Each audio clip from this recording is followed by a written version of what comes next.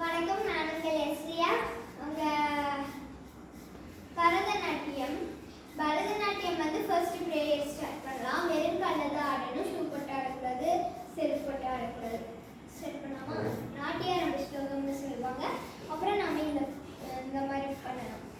ஆங்கீகம் புவனம் யஷ்ய வாச்சிகம் சர்வபான்வயம் ஆஹாரியம் சந்திரதாராதி தப்னமா சாத்விகம் சிவம்.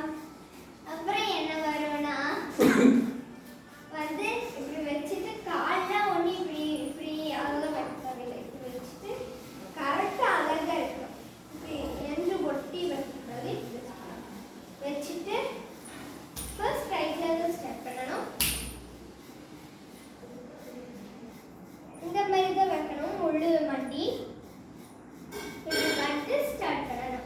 தட்டடவு வந்து நம்ம 8 இருக்குது. 1 வந்து அடுத்த கிளாஸ்ல பார்க்கலாம். தட்டடவு 1 ஸ்டார்ட் பண்ணலாமா?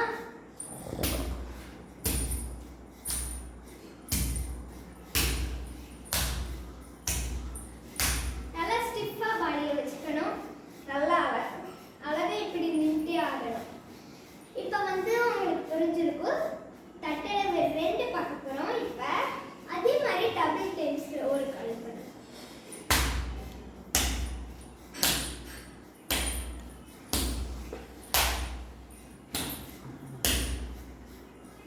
ஸோ வந்து தட்டடவு இதுவும் புரிஞ்சிருக்கும் உங்களுக்கு. அதனால அடுத்து தட்டடவு 3 போகலாம்.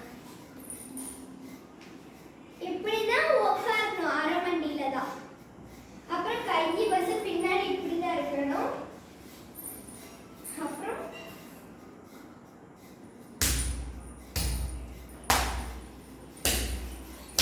ஒரு கால நம்ம வந்து 3 டைம்ஸ் அடிக்கலாம். இது வந்து தேர்ட் தட்டடவு. உங்களுக்கு இப்பயும் புரிஞ்சிருக்கும். ஸோ ஃபோர்த் தட்டடவும் அதே மாதிரி தான் 4 டைம்ஸ் ஒரு கால அடிக்கணும். ஃபர்ஸ்ட் எப்பயுமே ரைட்ல தான் ஸ்டார்ட் பண்ணணும்னு சொல்லியிருக்கேன்.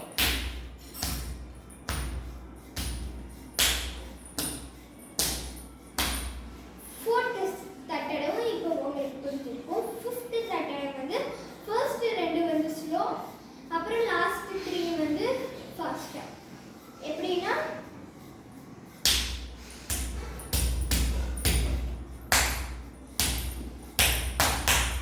இப்படிதான். ஸோ வந்து 6வது வந்து இப்படி ப்ராக்டிஸ் பண்ணீங்கன்னா ஈஸியாக இருக்கும். தட்டடவு 6. ஸோ வந்து என்னன்னா 1 2 3 wait 1 2 3 இப்படி ப்ராக்டிஸ் பண்ணீங்கன்னா ஈஸியாக இருக்கும். ஸோ வந்து தட்டடவு வந்து 7வது தட்டடவு இப்போ போகலாம்.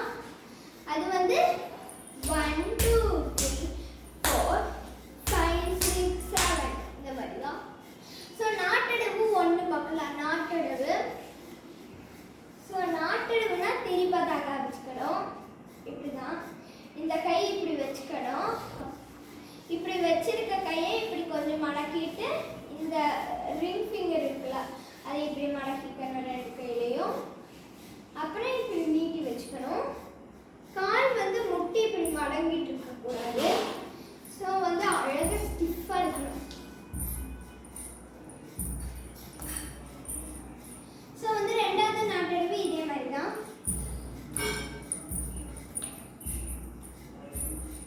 ஸோ 3வது நாட்டடவு வந்து கொஞ்சம் டிஃபரன்ஸாக இருக்கும்.